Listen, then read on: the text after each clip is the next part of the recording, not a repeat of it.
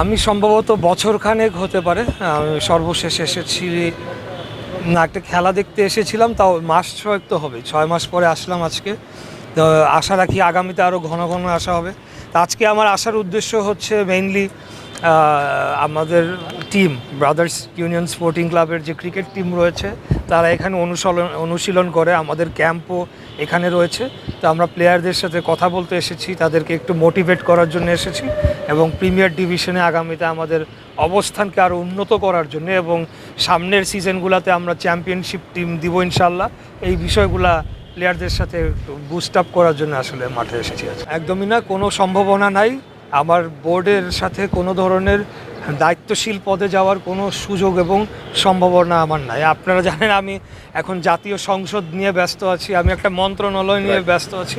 তো সেই ক্ষেত্রে যারা সময় দিতে পারবে বোর্ডে এবং যারা কেপেবল তো হতেই হবে ডেফিনেটলি, পাশাপাশি যারা সময় দিতে পারবে, এখানে টাইম দিবে, এফোর্ট দিবে, কারণ টাইমের মূল্য রয়েছে, তাদেরকেই আগামীতে বোর্ড পরিচালনার দায়িত্বে আসা উচিত। তো আমার আজকে আসার সাথে আগামী বিসিবি সংক্রান্ত কোনো সম্পর্ক না আর কি। আমি আসলে কম্প্যারিজন এই জন্যই করতে চাই না, করতে গেলে কারণ এখনকার বোর্ড এবং প্রিভিয়াস বোর্ড দুই বোর্ডই আমাদের জাতীয় দলের সাবেক এবং বর্তমান ক্রিকেটাররা জড়িত রয়েছেন। তো আমি এখন কারোর দিকে অঙ্গুলি হেলন করতে চাই না, যেহেতু আমি রাজনীতিতে রয়েছি। তো খেলার বিষয়টা খেলার জায়গায় থাক, আর আমরা রাজনীতিটাকে আলাদা করে রাখতে চাই। তবে সার্বিকভাবে বলবো যে বোর্ড নিশ্চয়ই আগের বোর্ডও চেষ্টা করেছে তাদের দায়িত্ব পালন করার জন্যে, যদি না পেরে থাকে কোনো ক্ষেত্রে নিশ্চয়ই কোনো প্রতিবন্ধকতা ছিল যেটা তারা ওভারকাম করতে সক্ষম হন নাই। তো এখন নতুন বোর্ড হয়েছে, অ্যাডহক কমিটির সামনে বোর্ড হবে, ওনারাও যথেষ্ট চেষ্টা করছেন। এই বোর্ডের ব্যাপারেও আমার তেমন কোনো কমপ্লেন নাই, মাত্র তো তারা এখনও দায়িত্ব বুঝে নিলেন, তাদেরকে সময়ও দিতে হবে। তারপরে আমরা জাতীয় দলের পারফরমেন্স কী হয় এই সব কিছু বিবেচনা করব। এবং বিসিবি তো শুধু জাতীয় দল নিয়ে চিন্তা করলে হবে না, সার্বিকভাবে ক্রিকেট নিয়ে চিন্তা করতে হবে। আমাদের ক্রিকেটের ডেভেলপমেন্টে কী হলো, আমাদের third division, second division, first division কী অবস্থা, এই বিষয়গুলো নিশ্চয়ই তারা কাজ করবে। তা আমরা আমি একজন ক্রীড়া সংগঠক হিসাবে আমরা আমাদের জায়গা থেকে বোর্ডকেও সহযোগিতা করব এবং ক্রীড়াকেও ডেভেলপ করার জন্য, ক্রিকেটকে আরও ডেভেলপ করার জন্য আমরা কাজ করে যাবো। এই জন্যই বললাম যে আসলে এই জন্যই কম্প্যারিজন করতে চাচ্ছিলাম না, কারণ অনেকগুলো প্রশ্ন ছিল বিগত দিনে যে বোর্ডটা গঠন হয়েছিল, কিভাবে গঠন হয়েছে, তাদের বিভিন্ন অ্যাকশন এবং বিভিন্ন জায়গায় সারা দেশে তারা ক্রিকেটের বিসিবি যারা কাউন্সিলর হবে, ক্লাব প্রতিনিধি, নানা ধরনের জটিলতার মধ্যে ঢুকে গিয়েছিল, যেটা আমার মনে হয় যে ক্রিকেটের জন্য শুভকর কিছু ছিল না।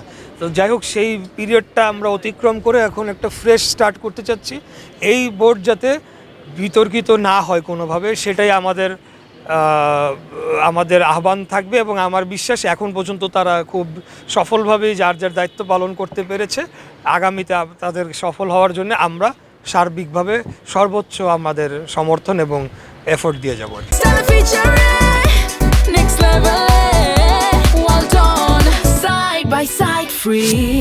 না, এটা তো টোটালি আইনি বিষয়।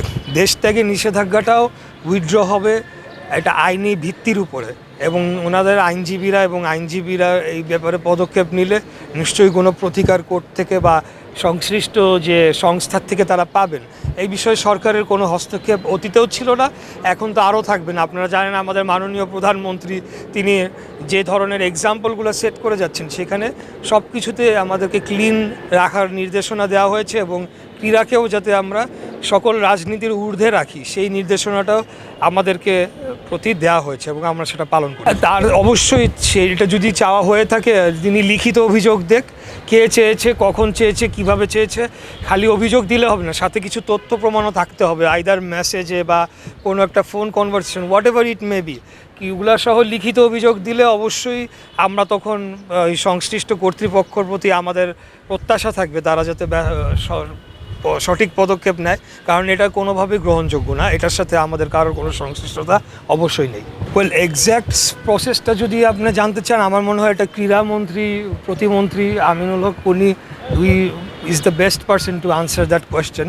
তবে আমরা পলিসিগতভাবে এবং নৈতিকভাবে আমরা মনে করি যে স্পেসিফিক যে মামলাগুলো হয়েছে হত্যা মামলায়, সেখানে আমার মনে হয় না তাদের কোনো ইনভলভমেন্ট রয়েছে। আমি বলতে চাই যে অন্য কোনো ধরনের যদি তাদের বিরুদ্ধে অভিযোগ থেকে থাকে, সেটা থাকলে সেটা তখন সেইভাবে মামলা হওয়া উচিত বা অভিযোগ আনা উচিত। যাই হোক, আপনার প্রশ্ন যেটা বলতে যাচ্ছি যে আমরা তো চাই যে আমাদের জাতীয় ক্রিকেটাররা আসুক, যাতে করে আমাদের টিম পারফরমেন্স ভালো হয়, এখন যা রয়েছে তার থেকে আরও বেটার হয়। কারণ we all know who Shakib is the best allrounder in the world, এটা তো অস্বীকার করার উপায় নাই। মাশরাফিও one of the best bowlers in the world বলে আমি বিশ্বাস করি। তো এখন যদি আইনিভাবে একটা পদক্ষেপ নেওয়া হয়, আমি বিশ্বাস যে ক্রীড়া মন্ত্রণালয় সেই ক্ষেত্রে ওনাদেরকে সহযোগিতা করতে আপনার কাছে পারবে। মনে হয় তারা এসে ফেস করলে ভালো হয়? অবশ্যই অবশ্যই আমি বিশ্বাস করি ওনারা এসে ফেস করলে ভালো হয়। এবং সেই ক্ষেত্রে আমি তো বললামই যে আমরা যারা ক্রীড়া সংগঠকরা রয়েছি, আমরা মনে করি যে তাদের আসলে পলিটিক্যালি তারা যদি কোনো ভুল করে থাকে বা করে না থাকে, সেটা পরবর্তীতে অন্যভাবে সেটা তাদেরকে তারা ডিল করতে পারে এবং পাবলিক ওপিনিয়ন নিতে পারে বা পাবলিক তাদের ওপিনিয়ন দিতে পারে। কিন্তু যেই মামলাগুলো তাদের বিরুদ্ধে হয়েছে, হত্যা, এই মামলায় তো আসলে তাদের সংশ্লিষ্টতা আছে বলে আমার মনে হয় না। অন্তত আমার মনে হয় বাংলাদেশের বেশিরভাগ মানুষও সেটি বিশ্বাস করে। তো সেইভাবে তাদের বিরুদ্ধে যদি কোনো অন্য অভিযোগ থেকে থাকে, আমার মনে হয় যে তা ওনাদের ডিল করা উচিত বিষয়টা নিয়ে। আমরা এই ব্যাপারে ক্রীড়া সংগঠকরা যারা রয়েছে এবং সাধারণ যারা ক্রিকেটের ভক্ত যারা রয়েছি, সাকিব একাধিকবার বলেছেন একটা গ্রিন সিগন্যালের অপেক্ষায়, সেই গ্রিন সিগন্যালটা আসলে মানে কেন হচ্ছে না? আমি জানি না এটার উনি কী অর্থে বলেছেন, এটা বেটার অ্যান্সার উনি দিতে পারবেন। গ্রিন সিগন্যাল বলে কোনো সিগন্যাল আছে কিনা আমি জানি না। আমি জানি যে যে কোনো মামলা সংক্রান্ত বিষয় সেটা আইনি প্রক্রিয়ার মাধ্যমে ফেস করতে হয়।